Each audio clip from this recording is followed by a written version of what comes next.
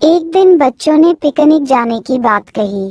ये सुनते ही अंकिता की रूह कांप गई, क्योंकि उसे एक पुराना किस्सा याद आ गया। ये बात तब की है जब अंकिता 10वीं क्लास में पढ़ रही थी। एक दिन टीचर ने पिकनिक का प्लान बनाया था। अपने सभी दोस्तों के साथ अंकिता ने भी जाने के लिए हाँ कर दी। पिकनिक पर जाना था पावागढ़। पूरा स्कूल पिकनिक जा रहा था, इसलिए करीब 30 बस सभी बच्चों को ले जाने के लिए तैयार थी। अंकिता अपने दोस्तों के साथ सबसे पीछे वाली बस में बैठ गई। सभी हंसते मस्ती करते हुए बस से जा रहे थे। तभी कुछ दूर जंगल के पास पहुंचकर उसी बस से तेज आवाज आई। ये वक्त रात के करीब 1:30 बजे का था। ड्राइवर गाड़ी से बाहर निकला तो उसे पता चला कि टायर फट गया है।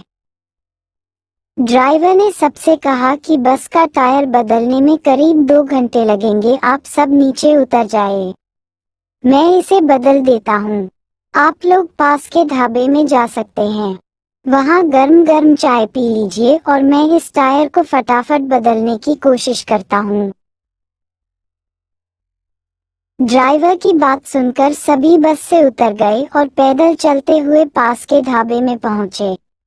वहाँ एक बूढ़ा व्यक्ति चाय बना रहा था। इतनी रात को ढाबा खुला हुआ और किसी इंसान को चाय बनाते देख सबको हैरानी हुई। उस बूढ़े इंसान ने कहा, आप सब चाय पी लीजिए, यहाँ अक्सर लोगों की गाड़ी खराब हो जाती है, इसलिए मैं भी अपना ढाबा हरदम खुला रखता हूँ। आप जैसे राहगीरों को कुछ मदद हो जाती है। उनकी बात सुनकर सबने चाय का ऑर्डर दे दिया। उन्होंने कुछ ही देर में सबके लिए चाय बनाकर मेज पर रख दी।